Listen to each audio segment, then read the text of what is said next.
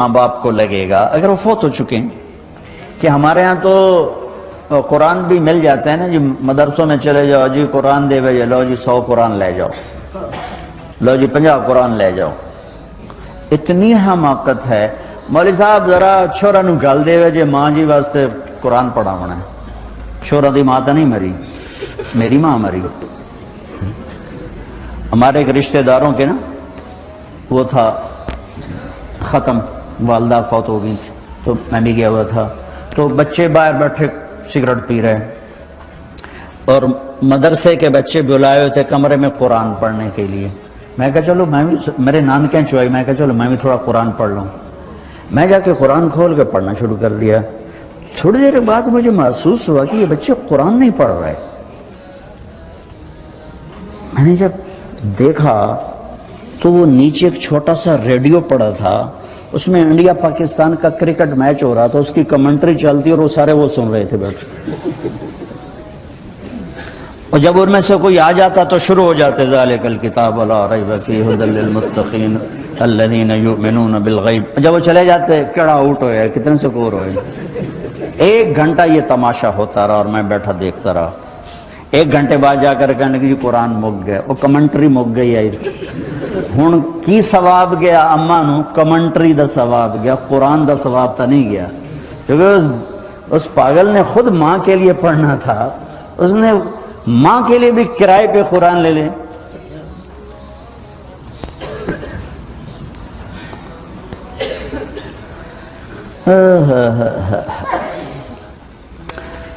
زندہ ہیں دعا لو، مر گئے ہیں ان کے لیے ان کی قبر پہ نہیں جا سکتے ہو. یہاں کی زندگی بہت تیز ہے، کبھی تو جایا کرو، کسی ویکنڈ پہ چلے جایا کرو، کسی اتوار پہ چلے جایا کرو، کسی ہفتے کو چلے جایا کرو، مہینے بعد، 2 مہینے بعد، سال میں 1 دفعہ سے. کہ یہ ان کا حق ہے، ان کا حق ہے. اور ابن القیم رحمۃ اللہ علیہ نے ایک واقعہ لکھا ہے کہ عبداللہ بن مطرف رحمۃ اللہ علیہ نے خواب دیکھا کہ قبریں پھٹیں اور لوگ نکلے اور کوئی چیز ایسے اٹھا رہے ہیں، ایسے اٹھا رہے ہیں، ایسے اٹھا رہے ہیں. ایک آدمی نکلا اور جا کر ایک درخت سے ٹیک لگا کے بیٹھ گیا. یہ اس کے پاس جا کر کہتے ہیں بھئی آپ کون لوگ ہو؟ وہ کہتے ہیں ہم ایمان والے ہیں. کہ یہ کیا ہو رہا ہے؟ کہ جو رشتہ دار ثواب بھیجتے ہیں یہ وہ اکٹھا کر رہے ہیں. کہ تم کیوں نہیں اکٹھا کر رہے ہو؟ کہ میرا بیٹا حافظ قرآن ہے، 1 قرآن روزانہ ختم کر کے مجھے بھیج دیتا ہے، تو میں نے پرچون دی لوڑ نہیں رہ جاندی، میرا تھوک دا کام. کہ تیرا بیٹا کیا کرتا ہے؟ کہ اس کی مٹھائی کی دکان ہے بازار میں. آنکھ کھل گئی، صبح ہوئی تو پہنچ گئے، بازار کھلا، دیکھا تو ایک نوجوان بیٹھا ہوا اور مٹھائی بیچ رہا اور ہونٹ ہلیں. پہلے اس کو چیک کرتے رہے، پھر اس کے پاس آئے، بیٹا تیرا نام کیا ہے؟ وہی نام تھا جو خواب میں سنا. یہ کیا پڑھ رہے ہو؟ کہ جو قرآن پڑھ رہا ہوں. کتنا پڑھتے ہو؟ 1 ختم روزانہ پڑھتے ہو. کیا کرتے ہو؟ کہ والد کو ایصال ثواب کرتا ہوں. کیا اتنی مشقت کیوں اٹھاتے ہو؟ کہ وہ میرے لیے بہت کچھ چھوڑ گیا، میں چاہتا ہوں میں بھی اس کے لیے کچھ حصہ بنتا رہوں.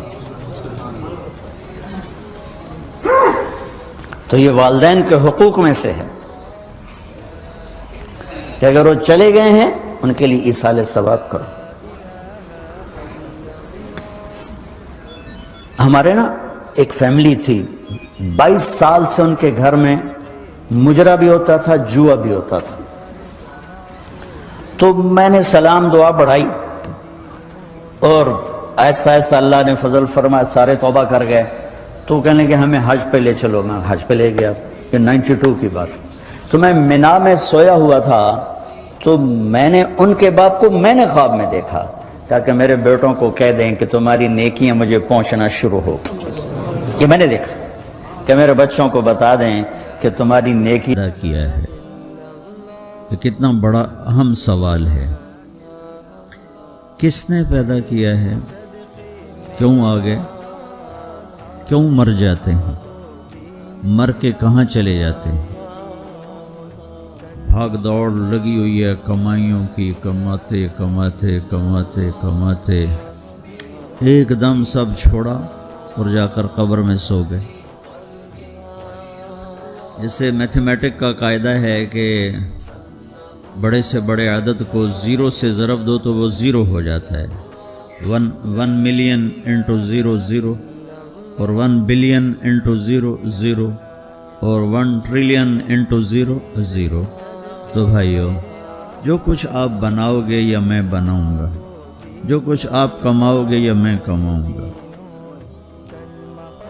جب یہ موت سے ضرب کھائے گا تو زیرو ہو جائے گا.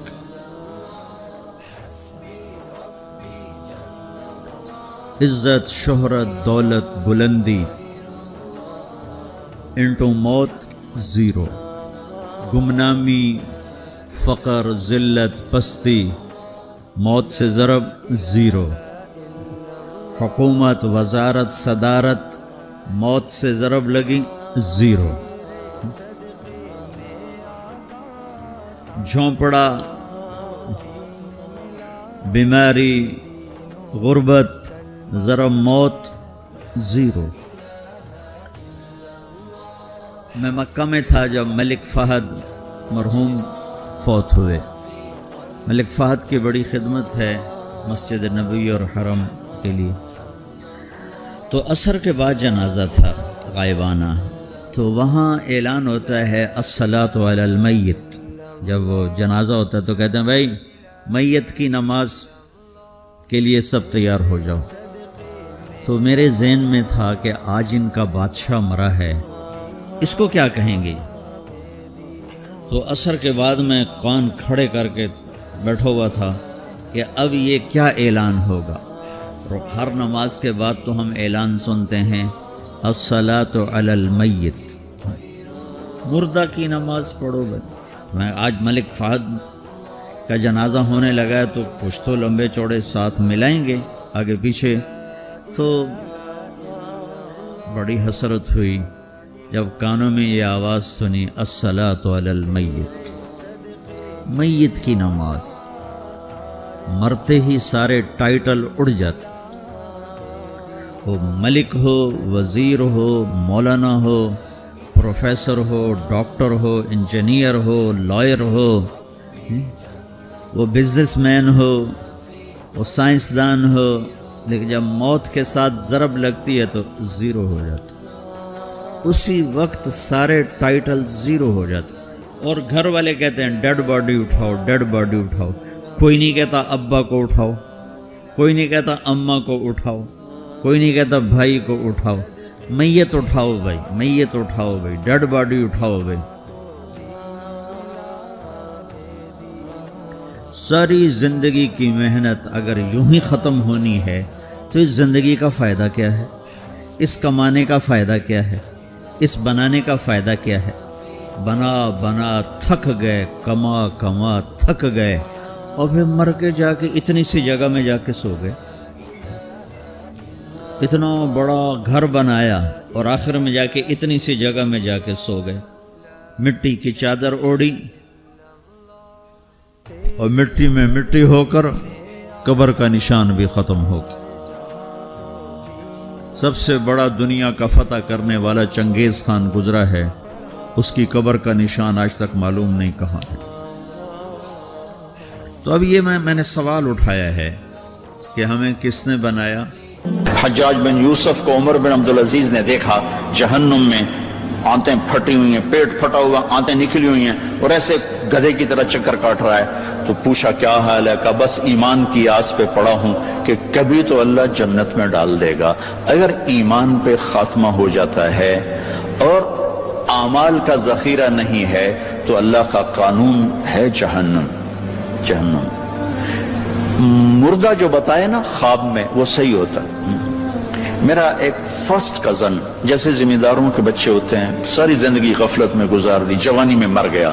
بس وہ نمازیں اس نے پڑھی جو کبھی میں کھینچ کے مسجد میں لے گیا، یا پھر عید کی 2 نمازیں، اس کے علاوہ مجھے یاد نہیں. تو میں نے خواب میں دیکھا، میں نے کہا کیا حال ہے؟ تو اس نے کہا آگ کے تندور میں، آگ کے تندور میں. اب میرا تو خون، میرا تو چاچے کا تائے کا بیٹا، مجھے تو آگ لگ گئی. میں نے اس کے لیے پڑھنا شروع کیا، پھر حج کا انتظام کیا. تو حج کے بعد جب واپس آیا تو پھر مجھے نہیں خواب آیا، ایک اور ساتھی کو خواب آیا کہ طارق میاں سے کہو تمہارا تحفہ مجھے مل گیا. وہ جو میں نے حج کروایا اس کی طرف سے. تو اللہ تعالیٰ کا فضل ہے کہ اس نے یہ بھی رکھا اس امت کے لیے کہ مرنے والوں کے لیے ایصال ثواب کرتے رہو تو ان کی بخشش کے سامان بن جاتے ہیں. تو اگر ایمان ہے اور عمل نہیں